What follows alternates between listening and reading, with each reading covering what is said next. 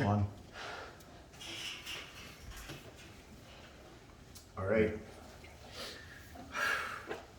So I get excited when I see things like this, where we see that the Middle East is booming with growth and with building, because that tells us that we're getting close.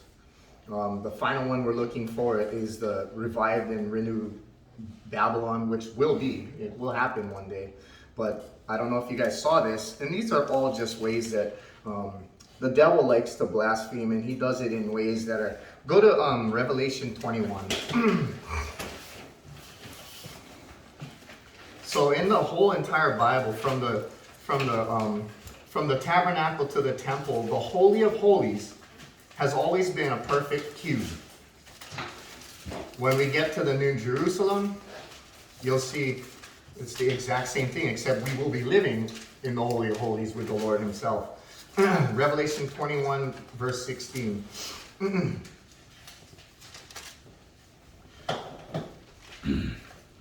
This is the New Jerusalem. The city is laid out as a square. Its length is as great as its breadth. And as you measured the city with the reed, 12,000 furlongs, its length, breadth, and height are equal.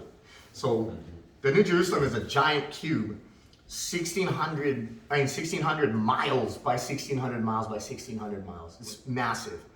But, of course, the devil, he likes to do his little tricks and little schemes. And so look at this thing that he's got coming out now. This is also in the Middle East, which is exciting again, because as we see things starting to develop in that area, we look at Israel, and we look at the Middle East, and we wait for the time that the Lord returns. Check this trailer out. I'll show you a couple of them. Well, we already know this other one too, right? You saw the line, right? I don't know if you guys have all seen this, but the line is another For too place. long, humanity has existed within dysfunctional and polluted cities that ignore nature. These are just Now, giant prisons. a revolution in civilization. If you is find taking yourself place. outside of the city, Imagine a traditional you're in the city desert. and consolidating its footprint, designing to protect and enhance nature. The line will be home to 9 million residents. so they broke ground on this already. They're starting to build square this. kilometers. And we are designing it to provide a healthier, more sustainable quality of life. The line's communities are organized in When I look at this, I think about the hanging gardens of Residents have Babylon. access You to all know, their daily needs within 5-minute walk neighborhoods. And the line's infrastructure makes it possible to travel end to end in 20 minutes with no need for cars, resulting in zero carbon emissions. By leveraging AI technology, services are autonomous, saving you time and effort. Designed by world-leading architects, the line is 500 meters tall, 200 meters wide, 170 kilometers long. how many birds are going to crash into the side of that Elegant thing? mirror glass facade. Intelligent solutions create efficiency and year-round temperate microclimate with natural ventilation. Energy and water supplies are 100% renewable. The line is designed as a series of unique communities, offering a wealth of amenities, providing equitable views Equitable. and immediate access to the surrounding nature. With 40% of the world accessible within 6 They're building hours, prisons. at the heart of the globe's key trade routes, a place for commerce. Okay, so we've seen this one. Watch this. This is the newest one. Another one in the Middle East. Just came out. Think about what the Bible said about the New Jerusalem. Watch this thing. They didn't do it without putting the Tower of Babel in the middle of it, though. Yeah, of course. In the future, our cities will be much more than just places to live in. The future is here, and it's real. Introducing the new Morava, the world's largest modern downtown. Designed with people at its heart. Helping make Riyadh one of the top 10 most livable cities in the world. And at its center, a new icon, the Muqar.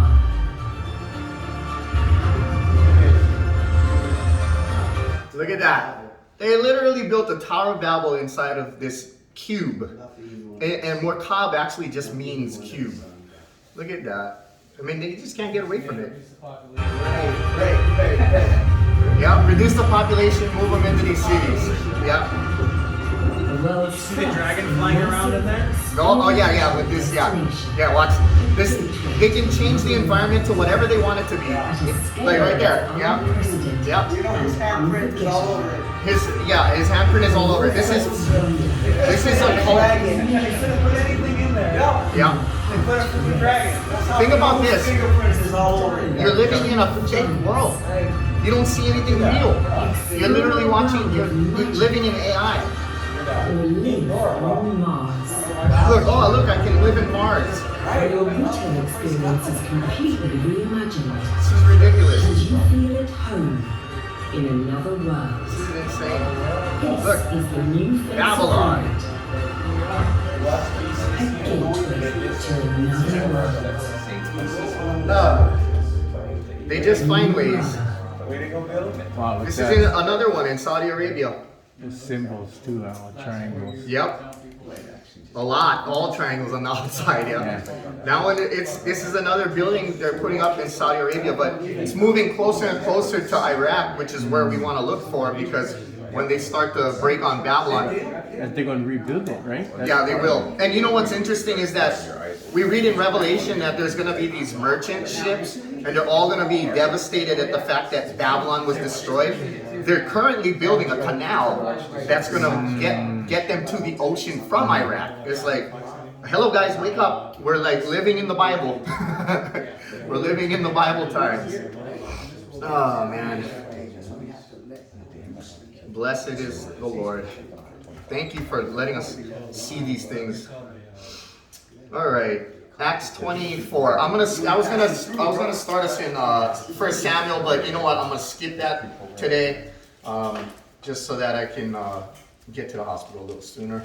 But first, Acts 24. And I'd say if I had to name this something, I would call it the penalty of procrastination. The penalty of procrastinating.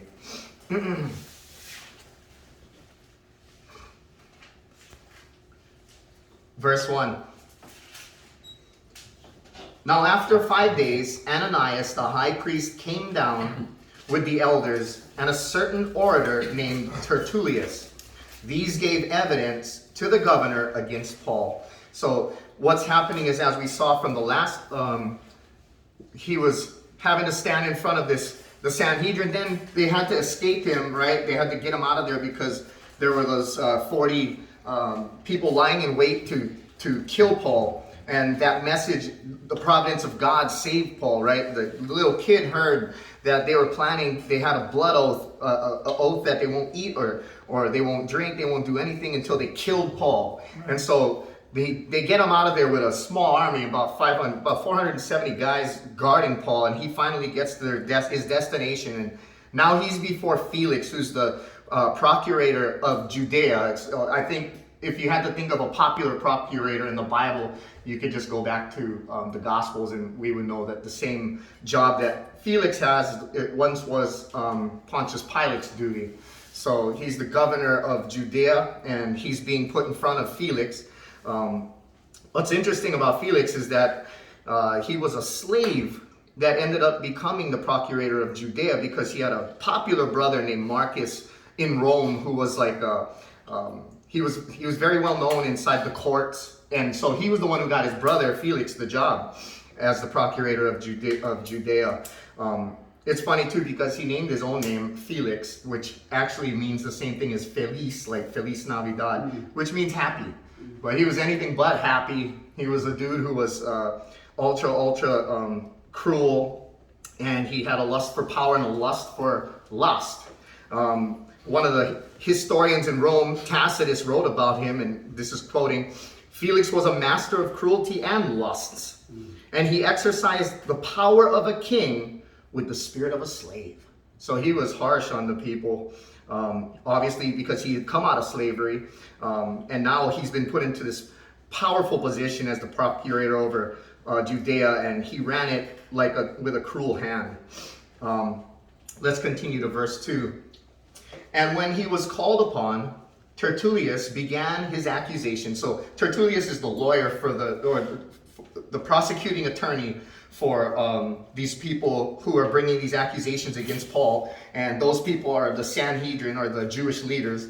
And so they have this dude Tertullius who's going to begin his prosecuting right now, saying, seeing that through you we enjoy great peace and prosperity is being brought to this nation by your foresight. Look, now he's buttering up Felix.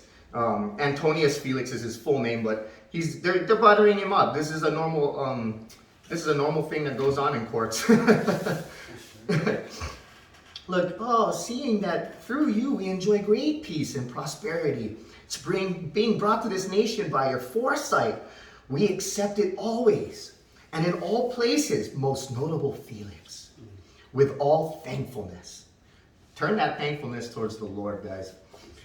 Nevertheless, not to be tedious to you any further, I beg you to hear, by your courtesy, a few words from us. For we have found this man a plague, a creator of dissension among all the Jews throughout all the world, and a ringleader of the sect of the Nazarenes. Ugh. Do you notice that? That's what they've been calling them. You know, Christians was the name they gave them in Antioch, which is the world defining what we are. What they called themselves were of the way. They're of the way. Even Paul, you'll notice in his defense while he's speaking here, he's going to say of the way. But Christians just means little Christ, and it was a derogatory term that the world came up with. But worse than that, they came up with another one in Judea from these Jews, and they called them the sect of the Nazarenes.